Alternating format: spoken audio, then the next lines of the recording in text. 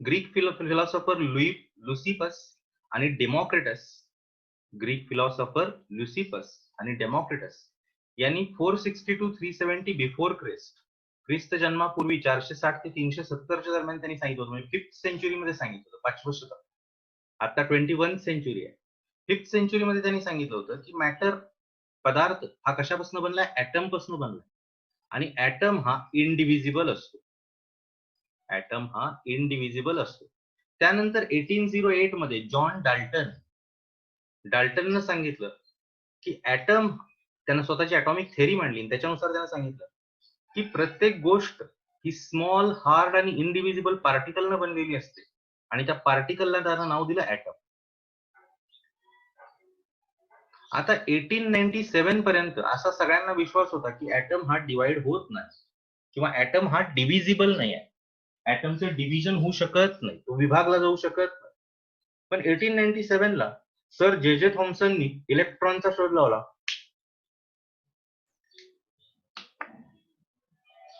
आणि लोकांना कळालं की ऍटम मध्ये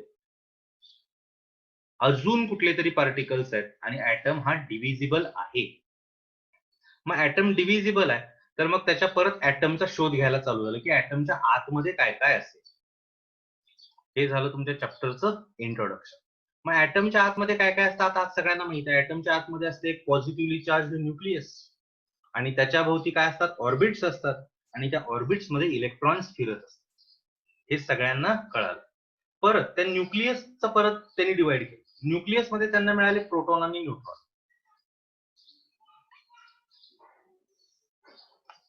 न्यूक्लियस मध्ये काय काय मिळालं?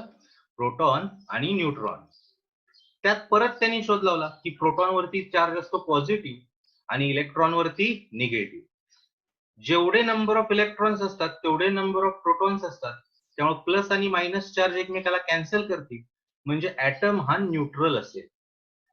कुठलाही ऍटम हा कसा असेल रे? न्यूट्रल असेल.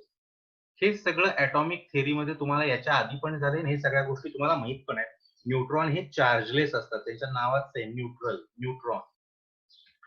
त्यानंतर पुढे जाणार आहे आपण रुदरफोर्डची थेअरी. तुम्ही सगळ्यांनी बघितलेली आहे, अर्न्स्ट रुदरफोर्डची थेअरी. रुदरफोर्डचे 2 असिस्टंट होते. एकाचं नाव जीजर होतं आणि दुसऱ्याचं नाव मार्सडेन होतं. जीजर अँड मार्सडेन. जीजर आणि मार्सडेनला त्याने एक एक्सपेरिमेंट करायला सांगितलं.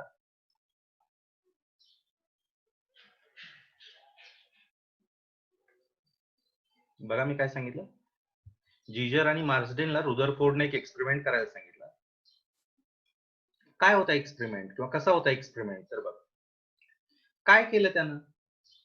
2 लीड ब्लॉक्स घेतले. लीड ब्लॉक का घ्यायचे? तर आपल्याला अल्फा पार्टिकल पाठवायचे आणि ते अल्फा पार्टिकल इकडे तिकडे डिस्ट्रॅक्ट होऊ नये म्हणून इथे लीड प्लेट लावली की जेणेकरून बीम आहे असा सरळ जावा. हा इथं अल्फा पार्टिकलचा सोर्स आहे. अल्फा पार्टिकल म्हणजे कोण रे? हेलियम. त्यानंतर इथं सोन्याचा पातळ पापुद्रा लावला, सोन्याचा फॉईल, गोल्ड फॉईल. हे 10th मध्ये झाला एक्सपेरिमेंट तुम्हाला. इथे गोल्ड फॉईल लावली. गोल्ड फॉईल वरती हे रेस पडल्यानंतर त्या जीजर आणि मार्सडेननं काही ऑब्झर्वेशन्स लिहून ठेवले, पण त्यांना कन्क्लुजन मांडता आले नाही. त्यांनी काही कन्क्लुजन, हे ऑब्झर्वेशन लिहून ठेवले पण त्यांना कन्क्लुजन मांडता आले नाही. त्यांनी काय काय लिहून ठेवलं? मोस्ट ऑफ द सगळे रे आहे असे निघून जातात. त्यांनी काय सांगितलं? मोस्ट ऑफ द सगळे रे आहे असे निघून जातात.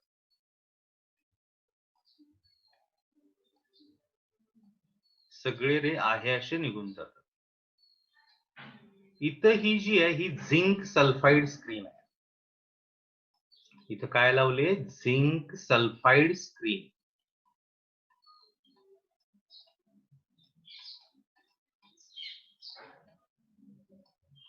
Zinc sulphide screen.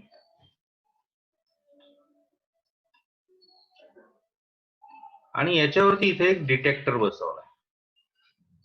डिटेक्टर म्हणजे काय? इलेक्ट्रॉन कुठं कुठं पडलेत ते बघायला.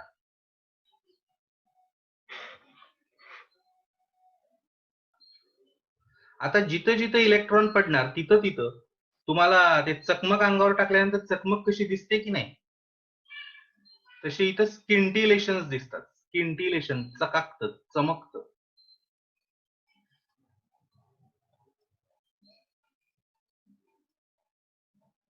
स्किंटिलेशन्स दिसतात.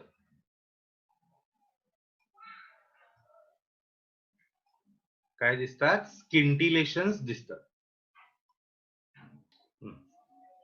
इथं बसवलाय डिटेक्टर. आता जेव्हा पण कधी इकडून रेज येणार तेव्हा ते रेज या स्क्रीनवरती स्किंटिलेशन तयार करणार. स्किंटिलेशन म्हणजे काय? चमक तयार करतो. आणि डिटेक्टर ओळखतो की किती रेज कुठं येऊन पडले, किती अल्फा पार्टिकल्स इथे येऊन पडले. आता त्यांना असं लक्षात आलं की जवळपास सगळेच्या सगळे रे आहे असे निघून जातात. थोडेच रे स्कॅटर होतात, म्हणजे विखुरले जातात, दुसऱ्या बाजूला येतात. किती असतात ते? 8,000 मध्ये एखादा. 8,000 मध्ये एखादा. 1 in 8,000 असं लिहायला पाहिजे. 1 in 8,000. 8,000 मध्ये एखादा रे हा मोर दॅन 1 डिग्री डिफ्लेक्ट होतो. मोर दॅन 1 डिग्री डिफ्लेक्ट होतो. अतिशय थोडे जादा अँगलने डिफ्लेक्ट होतात, व्हेरी फ्यू. आणि फार थोडे रिबाउंड होतात, फार थोडे रिबाउंड होतात. हे त्यांनी कन्क्लुजन सांगितले, सॉरी ऑब्झर्वेशन सांगितले, पण याच्यावर त्यांना कन्क्लुजन लिहिता आलं नाही. मग कन्क्लुजन लिहायचं काम केलं रुदरफोर्डनं. म्हणून त्या थेरीला नाव दिलं गेलं रुदरफोर्ड्स ॲटॉमिक मॉडेल. बघा काय सांगितलं. जिजर मार्झेननं काय केलं? एक लीड ब्लॉक घेतला, त्याच्यामधनं अल्फा पार्टिकलचा एक सोर्स, अल्फा पार्टिकलचा एक बीम पास केला. तो गोल्ड फॉइल वरती पडला. गोल्ड फॉइल वरनं पुढच्या बाजूला झिंक सल्फाइड स्क्रीन लावली. त्या स्क्रीनवरती एक डिटेक्टर बसवला, कारण उघड्या डोळ्याने काय अल्फा पार्टिकल दिसत नाही. स्क्रीनवरती जिथं जिथं अल्फा पार्टिकल पडले तिथं तिथं स्किंटिलेशन्स प्रोड्यूस होणार. त्या डिटेक्टरनं ओळखलं की किती अल्फा पार्टिकल्स कुठं पडले, आणि त्यांनी कन्क्लुजन सांगितलं की जवळपास सगळे रेज आहे असेच निघून जातात. एखादा रे, 8,000 मधला एखादा ray more than 1 degree deflect होतो. Very few rays more than 90 degree deflect होतात. आणि अतिशय कमी, जवळपास 20,000 मध्ये एखादा, जवळपास म्हटलं बरं, एखादा रे हा पाठीमागं रिबाउंड होतो. पण यांना कन्क्लुजन मांडता आले नाही. कन्क्लुजन मांडले रुदरफोर्ड. आता मी तुम्हाला एक साधा सिंपल क्वेश्चन विचारतो. रुदरफोर्डनं जे सांगितलं तेच आता इथं आपण बघणार आहे. रुदरफोर्ड, म्हणून त्या थेरीला नाव दिलं गेलं रुदरफोर्ड्स ॲटॉमिक मॉडेल. फक्त यांना कन्क्लुजन लिहिता आले नाही. कन्क्लुजन काय आहे? समजा इथं मी हे एवढा मोठा एक सर्कल केला आणि इथे एक छोटासा पॉइंट ठेवला. पॉइंट दिसतोय का सगळ्यांना? हा पॉइंट ठेवला, आणि जर का इकडून आपण असे रेज मारले, रेज आले, तर काय होईल? तुम्हाला काय वाटतंय काय होईल याच्यात? काय होईल? इथं सगळे रेज आहे असे निघून जातील. का रे? कारण मध्ये काहीही नाही आहे. सगळे रे आहे असे निघून जाणार. याचं रिझन काय रे? मध्ये काहीच नाही आहे. हा एक रे जो आहे तो हा इथे येऊन तटेल, आणि तटल्यामुळं परत मागं फिरेल. बघा मी काय सांगितलं. हा एकच रे इथं येऊन तटेल, आणि तो बरोबर सेंटरला धडकल्यामुळं मागं आला. इथला एखादा दुसरा रे, इथला एखादा दुसरा रे, इथला एखादा हा दुसरा रे हा इथे येऊन थटेल साईडला, आणि तो असा तिरकाहून निघून जाईल. सगळ्या केसेस कळाल्या तुम्हाला? काय काय होऊ शकतं याच्यात? मी काय काय सांगितलं तुम्हाला? एखादा रे मध्ये येऊन सेंटरला धडकेल आणि मागं फिरेल आहे असं. थोडेसे रे इथे येऊन साईडला घासतील आणि या बाजूला वळतील. मग मला सांगा, याच्यावरनं कन्क्लुजन मांडणं किती सोपी गोष्ट आहे. रुदरफोर्डनं काय सांगितलं की प्रत्येक ॲटम मध्ये एक पॉझिटिव्हली चार्ज न्यूक्लियस असतं, आणि ते अतिशय हार्ड असतं. ॲटमचं टोटल मास 99.9% मास हे जवळपास त्या न्यूक्लियस मध्येच ठेवलेलं असतं. काय काय सांगितलं त्यानं? बघा, त्यानं पहिलं कन्क्लुजन काय सांगितलं? प्रत्येक ॲटमचं 99.9% मास आणि चार्ज हा न्यूक्लियस मध्ये ठेवलेला असतो. मास आणि चार्ज हा न्यूक्लियस मध्ये ठेवलेला असतो. पहिलं ऑब्झर्वेशन. 3च तर ऑब्झर्वेशन सांगितले, जास्त सांगितलेलं नाही. दुसरं त्यानं काय सांगितलं बघ, ॲटमची साईज जी आहे, ॲटमची साईज जी आहे ती 10⁻⁻10 मीटर आहे आणि न्यूक्लियसची साईज जी आहे ती 10⁻⁻15 मीटर आहे. ॲटमची साईज 10⁻⁻10 मीटर आहे आणि न्यूक्लियसची साईज 10⁻⁻15 मीटर आहे. म्हणजे न्यूक्लियस हा ॲटमपेक्षा हा ॲटमपेक्षा 10⁵ टाइम्स लहान आहे. 10⁵ म्हणजे 1 लाख. न्यूक्लियस हा ॲटमपेक्षा किती टक्के, किती टाइम्स लहान आहे? 1 लाख पटीनं लहान आहे. मग हा लहान असल्यामुळं तुम्हाला ते इथं रिझन कळाले, सगळे रे आहे तसे का जातात? सगळे रे आहे असे जातात कारण इथं मध्ये भरपूर मोकळी जागा आहे, त्यामुळं रेज आहे असे निघून जातात. आता एखादा रे थडकून मागं का जातो? तर प्रत्येक ॲटम मध्ये एक पॉझिटिव्हली चार्ज न्यूक्लियस आहे आणि जे कसं आहे रे, स्मॉल आहे, हार्ड आहे. 99.9% मास आणि चार्ज हा कुणामध्ये ठेवलेला आहे? न्यूक्लियस मध्ये ठेवलेला. त्यानं दुसरं कन्क्लुजन त्याच्या साईज संदर्भात सांगितलं की ॲटमची साईज 10⁻⁻10 मीटर असेल आणि न्यूक्लियसची साईज 10⁻⁻15 मीटर असेल. म्हणजे न्यूक्लियस हा ॲटमपेक्षा 10⁵ टाइम्स लहान आहे. हा जो इथं केलेला अँगल आहे या थिटाला स्कॅटरिंग अँगल म्हणतात. या थिटाला काय म्हणतात? Scattering angle. थेरी कळाली सगळ्यांना? जर काही थेरी कळाली असेल तर आपण थोडंसं पुढे जाणार आहे. आता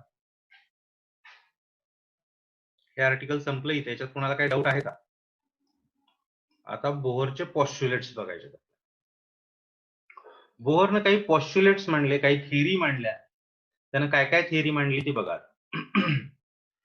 बोहरचे 3 पॉस्ट्युलेट्स आपण आज बघणार आहे. 3 पॉस्ट्युलेट झाले की तुम्हाला या चॅप्टर मध्ये बऱ्यापैकी आयडिया येऊन जाणार आहे. त्यानं हायड्रोजन ॲटम संदर्भात पॉस्ट्युलेट मांडले, त्यामुळे आपण इन हायड्रोजन ॲटम म्हणणार. काय म्हणणार? In hydrogen atom. हे पहिलं पॉस्ट्युलेट मी तुमचं गेल्या वर्षीच पाठ करून घेतलं होतं, फक्त तुम्हाला आत्ता पाठ आहे का चेक करायचं. In hydrogen atom electron revolves around the nucleus. Hydrogen atom मध्ये इलेक्ट्रॉन न्यूक्लियस भोवती फिरतो. न्यूक्लियसचा चार्ज किती असतो रे? +E. आणि हायड्रोजन मध्ये एकच इलेक्ट्रॉन असतो, त्याचा चार्ज किती असतो रे? -E. In hydrogen atom, electron revolves around the nucleus in circular orbit with nucleus at the center. And the necessary centripetal force for circular motion. बघा, कुठल्याही सर्क्युलर मोशन साठी कुठलं फोर्स लागतं? Centripetal force. पहिला chapter आपला. And the necessary centripetal force for circular motion is provided by electrostatic force of attraction.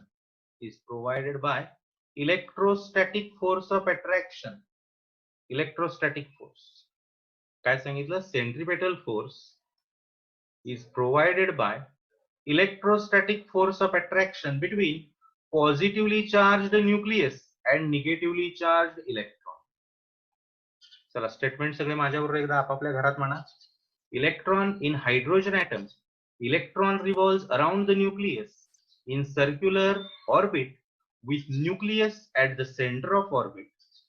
The necessary centripetal force for circular motion is provided by electrostatic force of attraction between positively charged nucleus and negatively charged electron.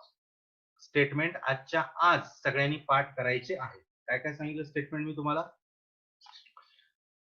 Hydrogen atom मध्ये electron nucleus भोवती फिरतो जसं की nucleus सेंटरला आहे आणि इलेक्ट्रॉनला गोल फिरण्यासाठी लागणारा सेंट्रिपेटल फोर्स हे कोण देतं? Electrostatic force of attraction between positively charged nucleus and negatively charged electron.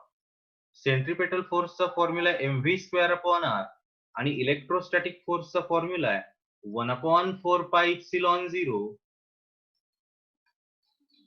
Q1 Q2, इथं Q आणि Q²/r². पण इथं Q चार्ज नाही आहे, E आणि E आहे, म्हणून मी काय लिहिणार रे? E²/r². इलेक्ट्रोस्टॅटिक्सचा फॉर्म्युला तुम्हाला माहित आहे. काय फॉर्म्युला होता रे इलेक्ट्रोस्टॅटिक्सचा? 1/4πε0 Q1 Q2/r². होता का? Coulomb's law. Q1 Q2/r². पण इथं Q1 Q2 नाही आहेत, E आणि E आहेत, म्हणून इथे लिहिताना मी काय लिहिणार रे? E²/r². नोट्स मध्ये सगळ्या गोष्टी डिटेल दिलेत, काय काळजी करू नका. चला पहिलं पॉस्ट्युलेट सांगा. Electron revolves around the nucleus in circular orbit with nucleus at the center of orbit. The necessary centripetal force for circular motion is provided by. कोण प्रोव्हाइड करतंय? Electrostatic force of attraction. कुणामधलं? Between positively charged nucleus and negatively charged electron. Positively charged nucleus and negatively charged electron. कळालं हे सगळ्यांना इथपर्यंत? आता second पॉस्ट्युलेट. Second पॉस्ट्युलेट काय आहे बघा. सेकंड पॉस्ट्युलेट काय असणार आहे? तर इलेक्ट्रॉन ऑर्बिट मध्ये फिरतात बघा. हे ऑर्बिट्स काढतो बाजूला.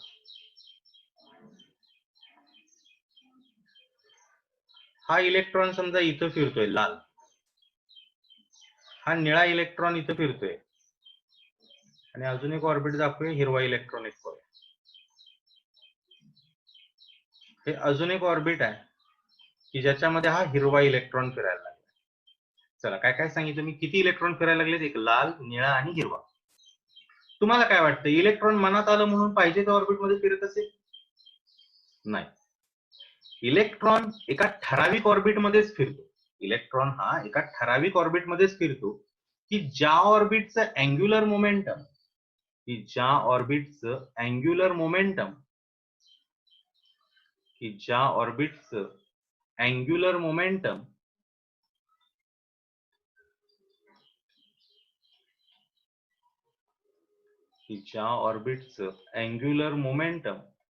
हे इंटिग्रल मल्टिपल ऑफ n. हा इंटिग्रल मल्टिपल आहे, म्हणजे एक साधा नंबर आहे.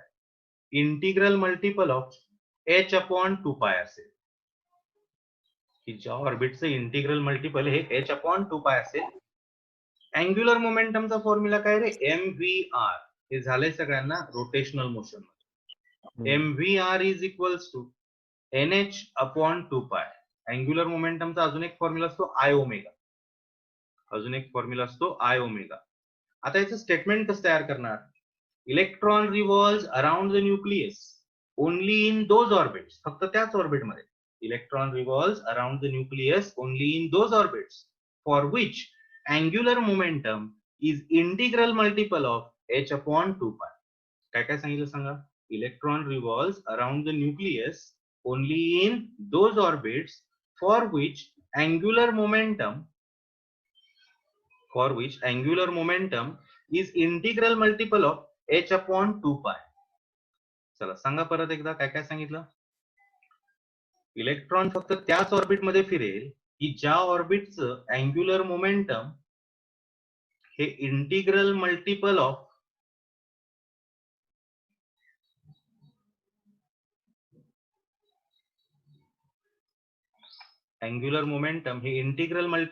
h/2π असेल. स्टेटमेंट फिर से एक बार. Electron revolves around the nucleus only in those orbits for which angular momentum is integral multiple of h/2π असेल. म्हणजे mvr is equals to nh/2π असेल. mvr is equals to nh/2π असेल. त्यानंतर थर्ड पॉस्ट्युलेट. तिसरं पॉस्ट्युलेट काय असणार आहे बघा. थर्ड पॉस्ट्युलेट. आता थर्ड पॉस्ट्युलेट काय आहे? थर्ड पॉस्ट्युलेट असणार आहे की आता या निळ्या इलेक्ट्रॉनला हिरव्या इलेक्ट्रॉन जवळ जायचं आहे. निळ्या इलेक्ट्रॉनला हिरव्या इलेक्ट्रॉनकडे जायचं आहे.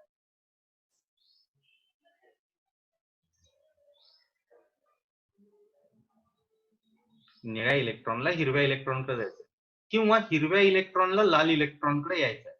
म्हणजे थोडक्यात या इलेक्ट्रॉन्सना स्वतःचं ऑर्बिट सोडून जम्प करायचं आहे, म्हणजे ट्रान्झिशन करायचं आहे. इलेक्ट्रॉनला काय करायचं आहे? ट्रान्झिशन, म्हणजे एका ऑर्बिट मधनं दुसऱ्या ऑर्बिट मध्ये जायचं आहे,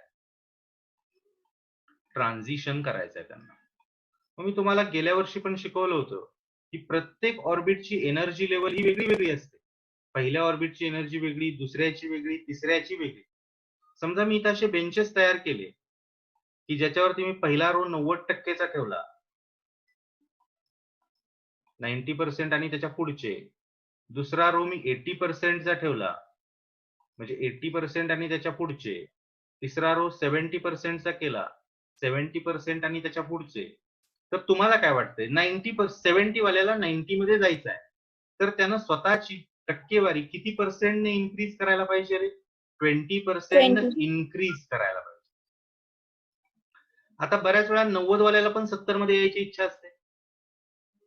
90 वाल्याला जर का 70 मध्ये यायचं आहे तर 20% डिक्रीज करून मग येणार.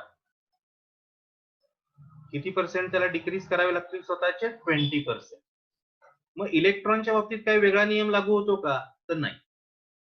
when electron jumps from higher energy orbit to lower energy orbit, जेव्हा पण कधी इलेक्ट्रॉन जंप करेल higher energy orbit to lower energy orbit, बघा मी काय सांगितलं तुम्हाला, जेव्हा कधी इलेक्ट्रॉन जंप करेल higher energy orbit to lower energy orbit, when electron jumps from higher energy orbit to lower energy orbit, it radiates the energy. तो energy काय करतो? रॅडिएट करतो. It radiates the energy. मग किती एनर्जी रॅडिएट करतो? तर जेवढा डिफरन्स आहे जेवढा डिफरन्स आहे. आणि तो एनर्जी रॅडिएट करताना इन टर्म्स ऑफ क्वांटा किंवा फोटॉनच्या रूपात करतो. इन टर्म्स ऑफ क्वांटा किंवा फोटॉनच्या रूपात करतो. मग 1 फोटॉन म्हणजे किती? तर 1 फोटॉन म्हणजे एच न्यू असतं, की ज्याच्यामध्ये एच हा प्लँक्स कॉन्स्टंट असतो. एच हा कोण असतो? Planck's constant. हे सगळ्यांना माहित आहे. 1 photon is equals to H nu असतं. एच हा प्लँक्स कॉन्स्टंट असतो आणि न्यू ही फ्रिक्वेन्सी असते. बघा परत एकदा तिसरं postulate. When electron jumps from higher energy orbit to lower energy orbit, निळा लाल मध्ये आला. when electron jumps from higher energy orbit to lower energy orbit, it radiates the energy in the form of quanta or photon. It radiates the energy in the form of quanta or photon. कुणाच्या रूपात energy टाकतो? Quanta or photon. And the energy released is equal to difference between two energy levels. And released energy is equal to difference in energy between two orbits in which transition takes place. किती radiate केलेली energy असते? तर त्या दोन orbit मध्ये जेवढा difference आहे तेवढी एनर्जी तो रेडिएट करतो इन टर्म्स ऑफ क्वांटा और फोटॉन. एक फोटॉन म्हणजे एच न्यू असतं. सपोज निळा जो इलेक्ट्रॉन आहे तो आता nth ऑर्बिट मध्ये आहे आणि nth ऑर्बिटची एनर्जी En आहे. लाल इलेक्ट्रॉन हा pth ऑर्बिट मध्ये आहे. pth ऑर्बिटची एनर्जी Ep आहे. तर रॅडिएट केलेली एनर्जी En मायनस Ep असणार, दोघांच्यातला डिफरन्स. आणि तो डिफरन्स किती असणार रे? एच न्यू असणार. म्हणजे तिसरा फॉर्म्युला तयार झाला, En minus Ep is equals to H nu. En minus Ep is equals to H nu. तिन्ही पॉस्ट्युलेट कळालेत का? Radius of Bohr's orbit. According to first postulate, एकच पॉइंट आहे बरं काय. Consider an electron of mass m is moving along circular orbit of radius r in anticlockwise direction with speed v. किती speed ना? v एवढ्या speed ना. एकच point आहे याला, बाकी दुसरा पॉइंट सुद्धा नाही. According to Bohr's first postulate. सांगा बरं पहिलं पॉस्ट्युलेट काय सांगतं? mv square upon r is equals to 1 upon 4 pi epsilon 0 1 upon 4 pi epsilon 0 e square upon r square. एक एक r गेला, m इकडे खाली आला. v square चा फॉर्म्युला सांगा. v square is equals to 1 upon 4 pi epsilon 0 1/4πε0 E square upon mr. पहिला formula कळाला कसा आलाय ते? काय केलं, एक आर कॅन्सल झाला, m इकडे खाली आला. According to Bohr's second postulate, mvr is equals to n into h upon 2 pi. Electron फक्त त्याच ऑर्बिट मध्ये फिरतो ज्याचे integral multiple h upon 2 pi आहे. mvr is equals to nh upon 2 pi. मग v is equals to formula काय झाला, तर v is equals to n into h upon 2 pi mr झाला. n into h upon 2 pi mr. जर का मी इथं square केला तर v square is equals to काय आलं, v square is equals to आलं n square h square upon 4 pi square m square r square. v square is equals to काय आलं, 4 pi n square h square 4 pi square m square r square. याला नाव देतो equation number 2. Equation 1 आणि 2 जर का बारकाईने बघितलं तर दोघांची LHS सेम आहे, म्हणजे RHS सेम असणार. मग RHS सेम असणार तर कम्पेअर करा. 1/4 pi epsilon 0 E square upon mr is equals to n square h square upon 4 pi square m square r square. आता काय करूयात, 4 पायला 4 पाय गेले म्हणजे इकडे एक पाय शिल्लक राहिले. एक काम करा, पाय m आणि r तिन्ही एक एक गेले आणि 4 ला 4 गेले म्हणजे इकडे काय काय राहिलं सांगा, 1/ε0 राहिलं आणि e स्क्वेअर राहिला. इकडे काय काय राहिलं, n square h square upon pi m आणि r. r ला इकडे आणा, r is equals to n square h square epsilon 0 upon pi m e square. कोणाला काही डाऊट आहे r च्या फॉर्म्युल्यामध्ये? r is equals to काय फॉर्म्युला आला, n square h square epsilon 0 n square h square epsilon 0 upon pi m e square upon pi m e square. अरे कळालंय का हे? Yes sir. आता याच्यात एक मिनिट बघ. आता झेड ला काय म्हणतात रे, नंबर ऑफ प्रोटॉन्स म्हणतात. जेवढे प्रोटॉन्स असतात तेवढे इलेक्ट्रॉन्स असतात, जेवढे प्रोटॉन्स असतात तेवढे इलेक्ट्रॉन्स असतात. म्हणून ई स्क्वेअरला झेड न मल्टिप्लाय करायची पद्धत आहे. ई स्क्वेअरला कशाने मल्टिप्लाय करतात, झेड न मल्टिप्लाय करतात. पण ते कधी नंबर ऑफ दिले असतील तर. आपण हे सगळं कुणासाठी स्टडी करायला लागलोय, आपण हे स्टडी करायला लागलोय हायड्रोजन ऍटमसाठी. आणि हायड्रोजन मध्ये एक इलेक्ट्रॉन असतो, त्यामुळे इथं आपण झेड घेत नाही. पण जर का जनरल फॉर्म्युला तयार करायचा झाला तर r is equals to formula असणार आहे n square h square epsilon 0 pi m z e square. कळालं?